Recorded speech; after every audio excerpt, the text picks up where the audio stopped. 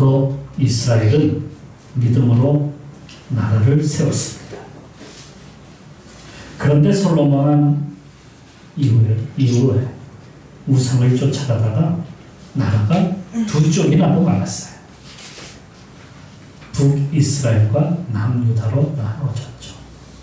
북이스라엘은 10지파가 모여가지고 나라를 만들었고, 남유다는 유다지파와 베냐민지파, 그리고 예루살렘, 그렇게 두 지파로 이루어진 나라입니다. 북이스라엘은 주전 931년부터 주전 721년 약 210년간 존재했어요. 그러다가 아시리아라고 하는, 역사의 아시리아라고 하는 그 나라에, 아수르, 성경의 아수르에게 멸망되었고, 저항할 수 있는 자들은 모두가 잡혀서 아수르 지역으로 다 끌려가고 말았어요. 그리고 여러 지역에 다 분산되어 흩어져 살게 되었죠. 그리고 이스라엘 땅에는 아수르 지역에 거기에 있던 민족들을 데려다가 살게 함으로써 아예 이스라엘이 저항할 수 있는 힘을 갖다가 다 없애버렸어요.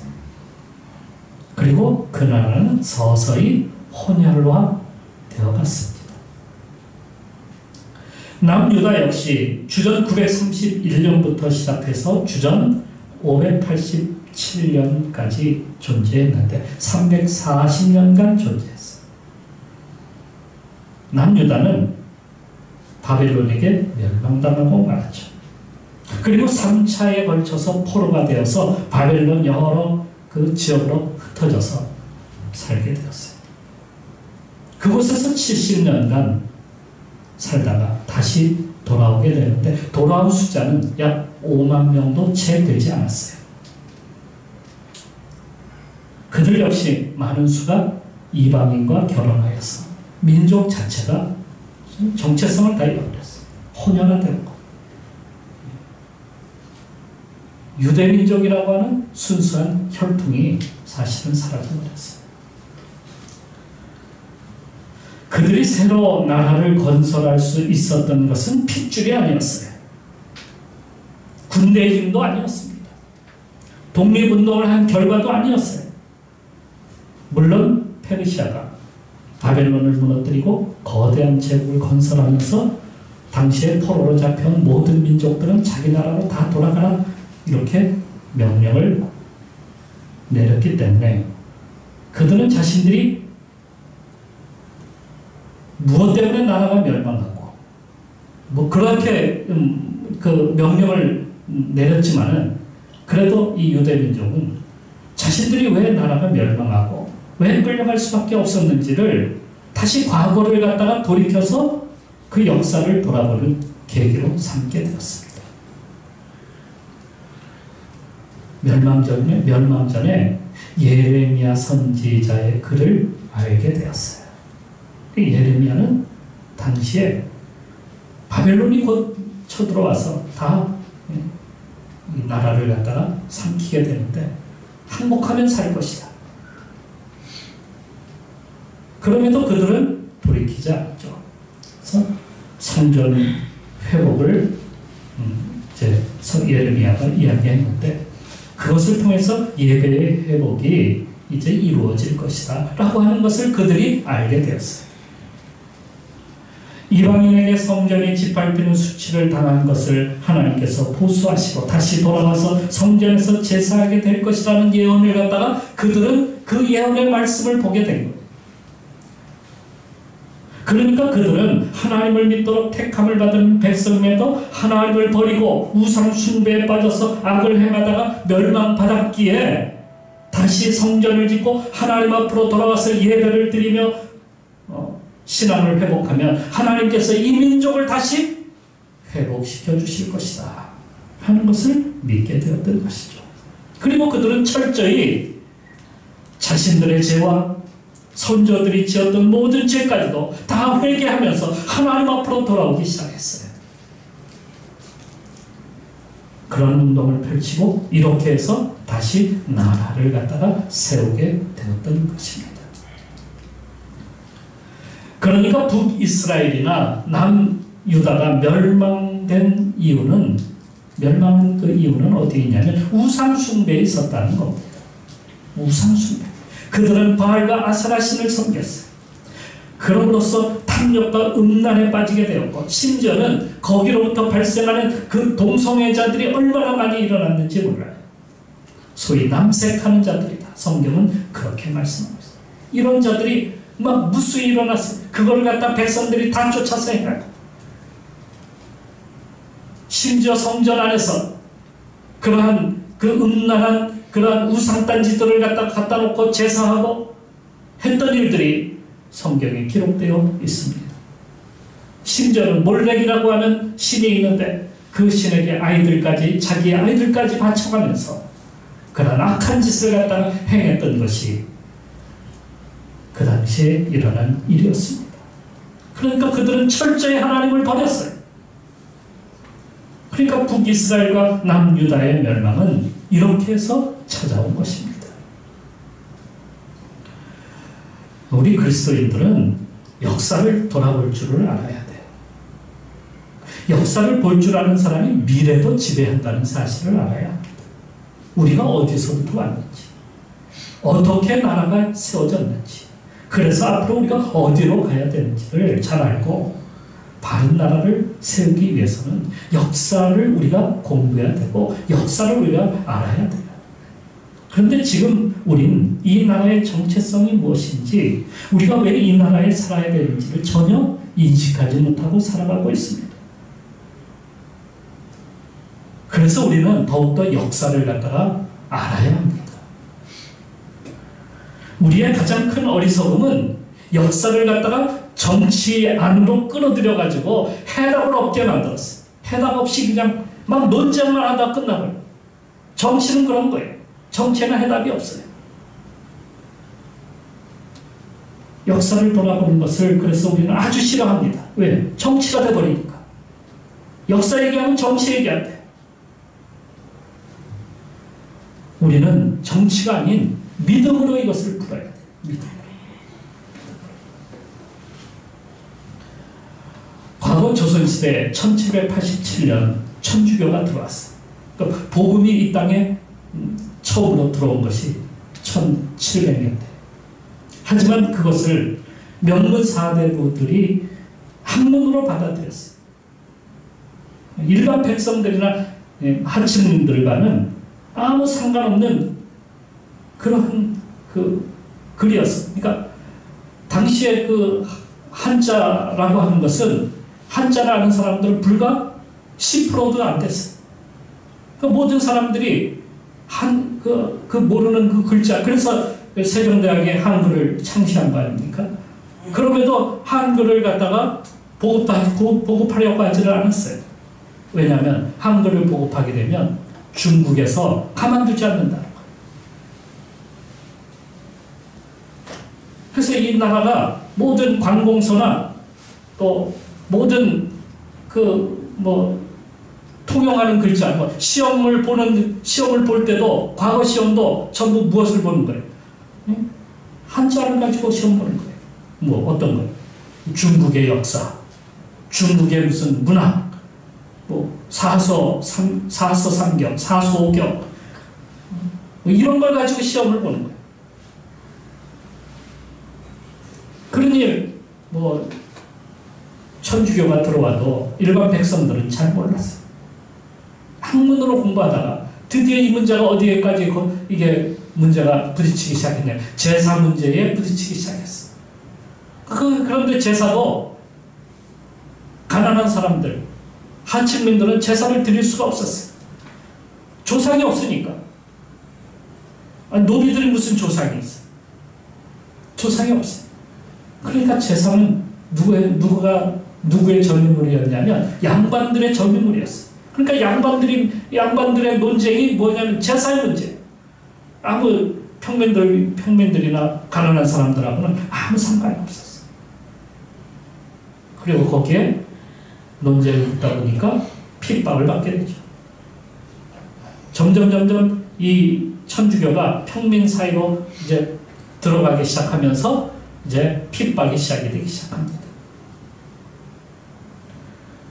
핍박을 받다 보니까 나라가 이건 아니다. 이 핍박을 받으면서 핍박을 하면서 나라의 이 지도자들이 위정자들이 어떻게 생각했냐면 이 나라의 근간은 유교다. 우리 성리학을 갖다가 굳게 지켜야 된다. 걸어 잠겼어. 그게 세국 정책이에요. 세국 정책은 유교를 지키기 위해서, 성리학을 지키기 위해서. 당시에 중국이라는 나라, 청나라는 무슨 일이 있었습니까? 아편전쟁으로 인해서 나라가 그냥 망하다시피 하고 개방이 되기 시작했어요. 서구 열강이 들어오기 시작했어요. 그러니까 이 나라에 이제 세상에 있는 모든 나라는 또 일본도 메이지 유신을 통해서 개방을 하고 이제 이 세상에서 문명 국가는 우리나라밖에 없다. 문명이라는 게 뭐예요? 유교를 갖다가 지키는 거예요. 소중국. 우리는 소중국이다. 그래가지고 더욱더 한자를 강화시키고 더욱더 유교를 강화시키고 그리고 천주교를 핍박하고 그러니까 천주교가 자랄 수가 없었어. 교황청은 그것에 대해서 얼른 조선에서 이제 조상 제사를 허용해도 된다. 이게 명령이 내려졌지만 이미 때는 늦었어요. 핍박이 계속됐어요. 거기다가 복음이 한자로 전해진 천주교리를 갖다가 전했기 때문에 이게 널리 퍼져나가지를 못하는 거예요. 그래서 복음이 들어왔지만 우리나라에서 복음이 뿌리를 내리지 못하고 있었던 때였습니다. 그런데 하나님은 이 나라를 갖다가 택하셨어요. 만주의 선교사로 와있던 스코틀랜드 선교사 존 로스라고 하는 목사는 조선에 대한 지대한 관심을 가졌어요. 저 나라를 갖다가 복음화시켜야 되겠다 하는 그런 열정을 가지고 그곳에 와있던 조선 사람들을 갖다가 모으기 시작했어요. 조선 청년들이 그곳에 와서 장사를 하려고 고려문이라고 하는 만주에 그곳에 와 있는 사람들을 갖다가 전도하고 그들에게 복음을 전하면서 그들에게 많은 사람들에게 세례를 줬어요. 1885년에 83년에 100여 명에 달하는 사람들이 세례를 받았어요. 그 중에 이응찬이라고 하는 사람은 이 존 로스 목사에게 한글을 가르쳐 주었어요. 그래서 이 한글이 얼마나 쉬운 언어인지 존 로스 목사가 그것을 공부한 후에 기초 한글 책을 갖다가 만들었어요. 누구든지 한글을 공부할 수 있도록 기초 한글.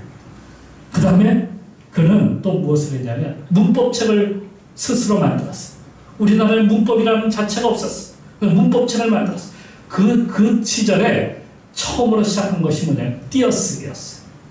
여러분 띄어쓰기가 존 로스 목사에 의해서 시작이 되었다는 것을 우리는 알아야 돼요. 문법이 그때서부터 시작이 된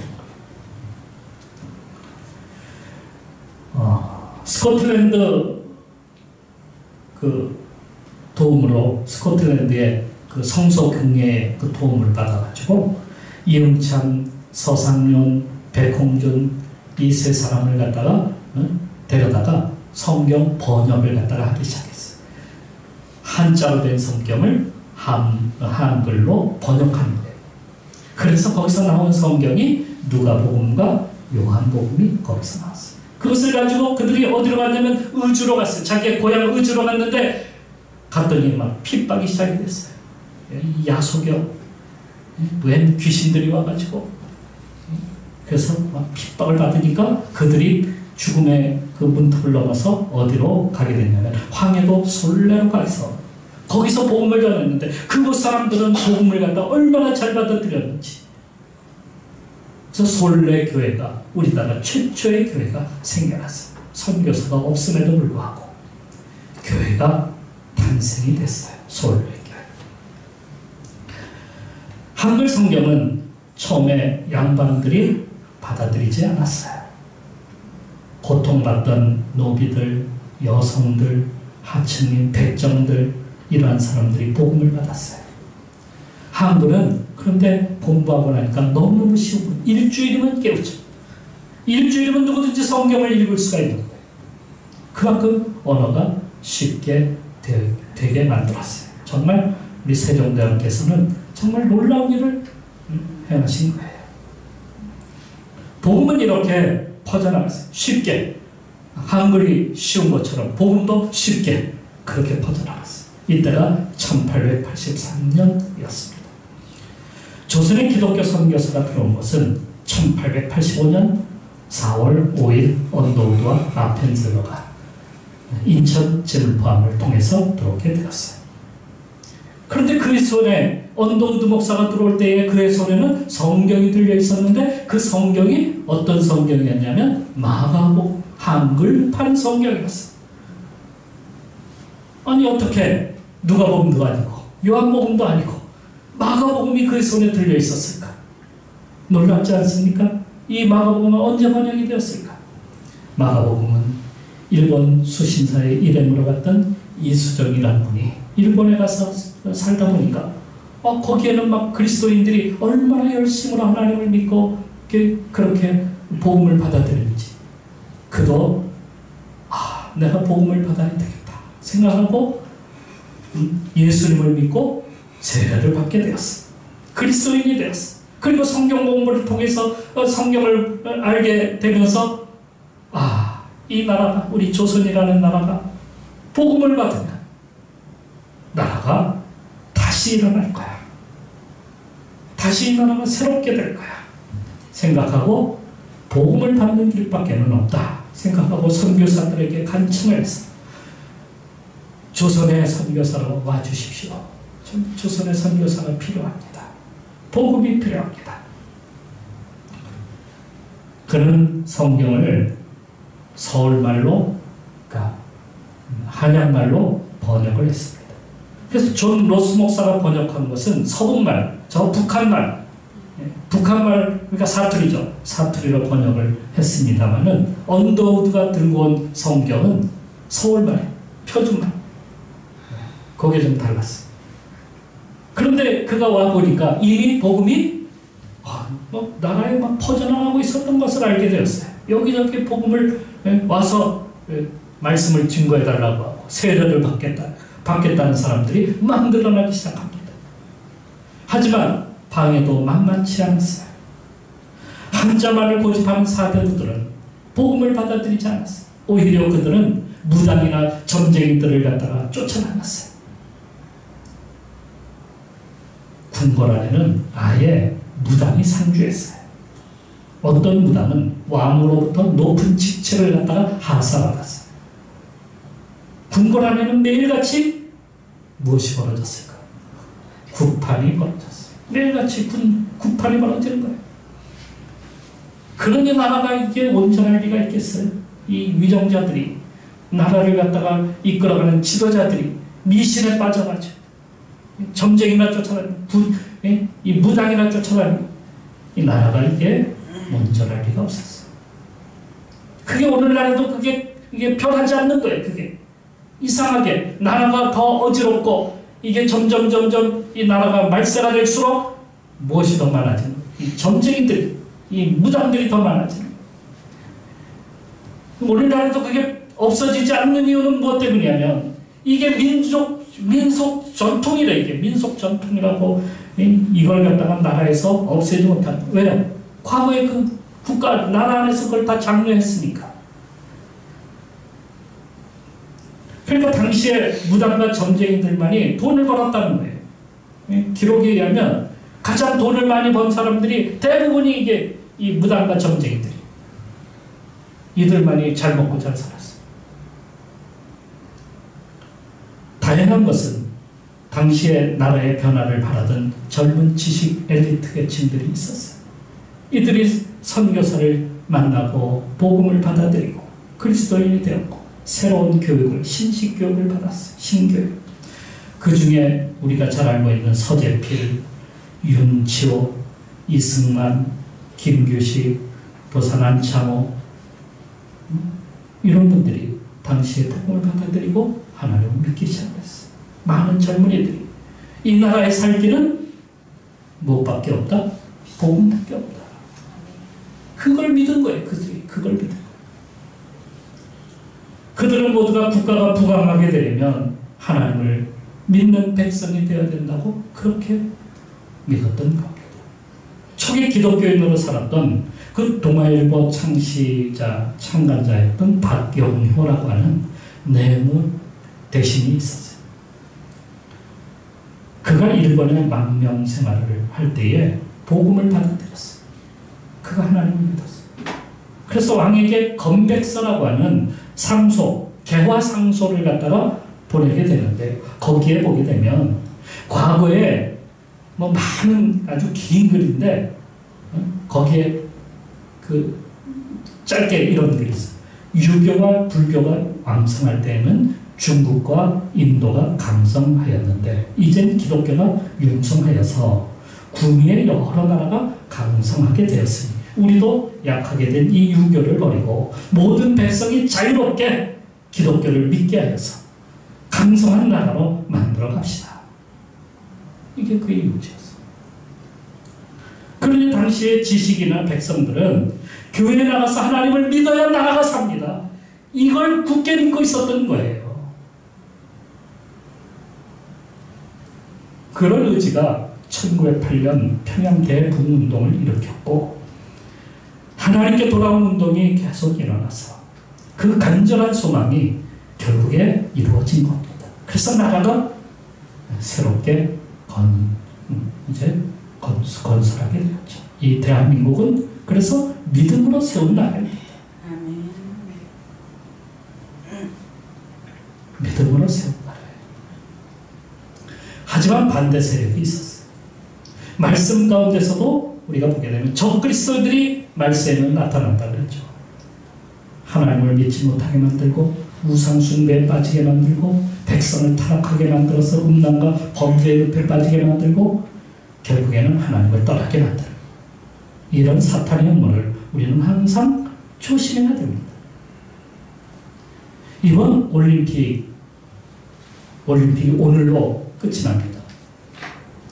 그걸 프랑스 파리 올림픽이라고 하죠. 제33회 하계 올림픽이에요. 이번 개막식에서 이들이 보여준 퍼포먼스 가운데 이런 것이 있어요. 그 예수님의 마지막 만찬을 갖다가 마치 그걸 패러디한 그런 모습인데 거기에 나타난 사람들이 어떤 사람들이냐면 트랜스젠더, 동성애자들 그런 자들이 있었다. 그러면서 그것을 마치 표현의 자유라 이렇게 하면서 하나님과 교회를 갖다가 조롱하는 그러한 모습을 보였어요.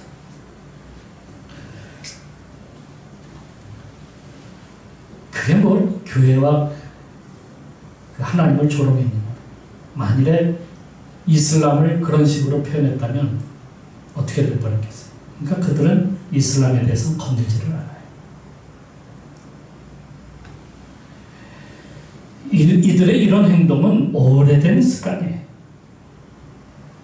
프랑스 대혁명이죠. 그 프랑스 대혁명은 바로 하나님을 그 나라에서 몰아내고자 했던 운동이에요. 그래서 혁명이 성공이 되자마자 그들이 한 일이 뭐냐면 주일을 없애버리는 거예요. 주일을 갖다가 주일이 언제 7일이 일곱째 날 안식일 그걸 우리가 주일이라고 부르잖아요. 주일을 갖다가 없애버리면 그러면 어떻게 해요? 교회를 가지 말라는 거예요. 그럼 언제? 10일을 갖다가 쉬는 날로 만들었어요. 한 달 동안 4번 쉬는데 3번 쉬나요? 4번 쉬나요? 3번 쉬게 되죠. 네? 그런데 10일을 갖다가 주일을 만든 거예요. 일요일을 만든 거예요. 쉬는 날로. 네, 쉬는 날로 만든 거예요. 그럼 엉망이 돼버린 거예요. 엉망이 된다.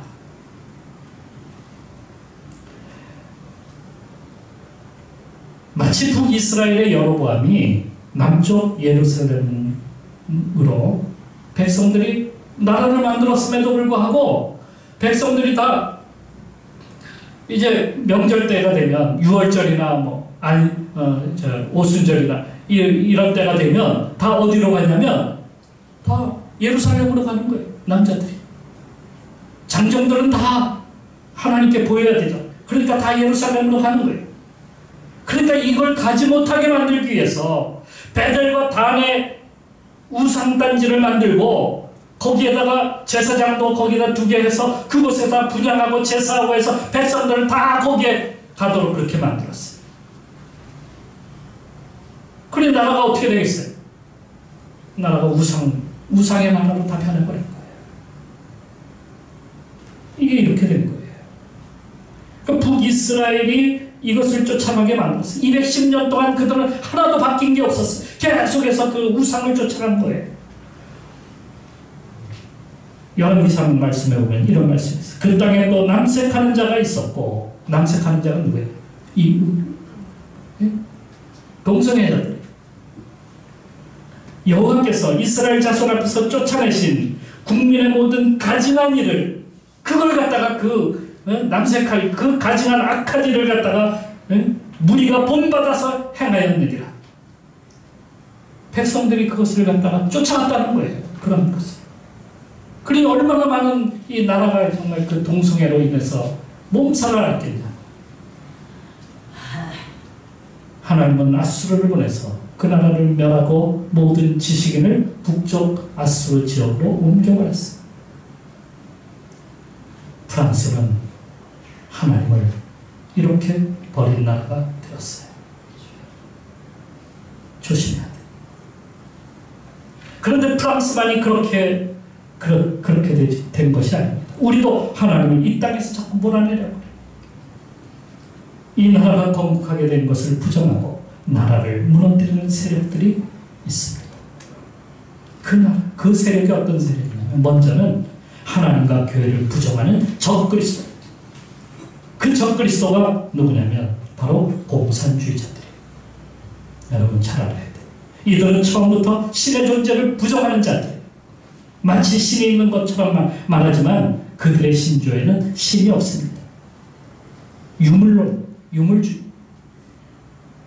오직 보이는 것만이 전부예요. 영적 존재를 부인하는 자들. 마르크스는 종교는 인민의 앞입니다. 인민의 앞편이라고 했어요. 부르주아 반동의 기관이다. 우리나라는 이것을 갖다가 정치로 끌어들여와서 이것도 저것도 비판하지 못하게 만들어요. 제가 공산주의에 대해서 가끔 사회주의 얘기하고 그러면 목사님 정치 얘기 그만하세요. 저한테 그렇게 얘기하는 사람들이 전화 왔고 정치 얘기 그만하래. 그리고 교회 나가버려요. 저는 분명하게 얘기합니다. 이 시대의 적그리스도는 공산주의자라. 하나님을 부인하는 거예요.